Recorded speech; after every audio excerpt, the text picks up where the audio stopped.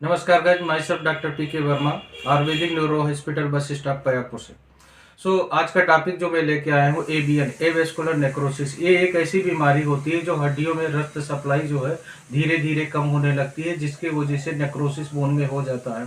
इसके होने के कारण बहुत सारे हो सकते हैं, जैसे आप लॉन्ग टाइम स्टेरॉयड का यूज करते हैं, ठीक है, जैसे प्रेडनिसोलोन, बीटामेथासोन, डेक्सामेथासोन, ये लंबे समय तक अगर आप खाते हैं तो इसके वजह से होने के कारण जो है ए नेक्रोसिस जो है बोन इस्चेमिया होने का कारण बहुत ज़्यादा बढ़ जाता है। तो फर्स्ट कारण ये हो गया। दूसरा, जो लंबे समय तक के दारू अल्कोहल जो पीता है उसको होने का।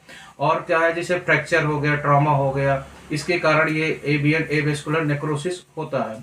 और क्या है कि इन्फेक्शन, बैक्टीरियल, वायरल, फंगल, इसके कारण भी हो सकता है ए वेस्कुलर नेक्रोसिस।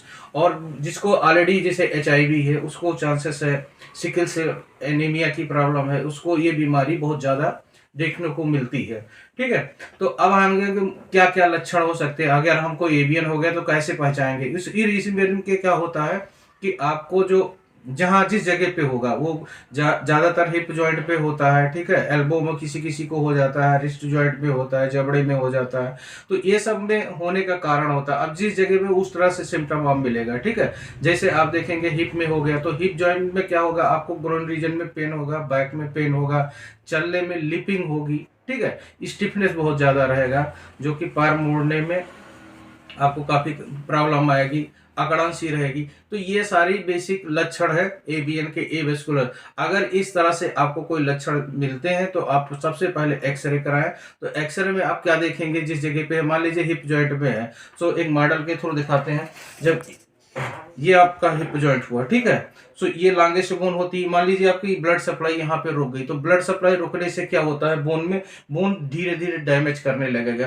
तो जब डैमेज करने लगेगा तो इसकी शेप एंड साइज जो होगी वो चेंज होने लगेगी, ठीक है। जो ये आप हेड देख रहे हैं राउंड शेप का है, ये तो कभी बिल्कुल खत्म भी हो सकता है, ठीक है। आपके कार्टिलेज जो है वो भी डैमेज हो जाएंगे और सूजन रहेगी, ठीक है। सो जब आप एक्सरे कराएंगे तो इसकी शेप साइज में आपको अंतर दिखेगा, ठीक है। जब एमआरआई कराएंगे तो उसमें 100% क्लियर हो जाएगा कि आपको कौन सी ग्रेड का एवियन है।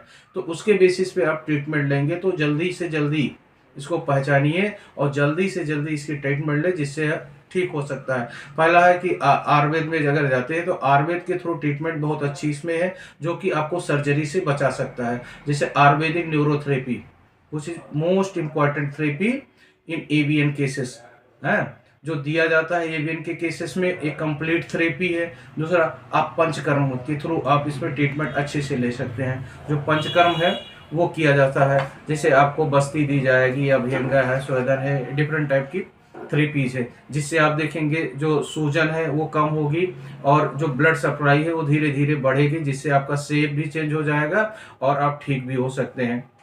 और तो इसमें ऐसी औषधि आती है, नेचुरल मेडिसिन आती है, जो देने से क्या होगा, ब्लड सर्कुलेशन तेज होगा, जिसमें ब्लड रिच बोन में पहुंचेगा, जिससे आपको अच्छे से ट्रीटमेंट। तो ये सब की थेरेपी हमारे यहाँ होती है और डिफरेंट काइंड की। इसमें क्या होता है, एबीएन जो है आपका कंप्लीटली क्योर हो सकता है। लास्ट स्टेज जाने से पहले अगर ट्रीटमेंट करा लेते हैं तो 100% ठीक हो सकते हैं। हमारे वीडियो को लाइक शेयर करें। Thank you.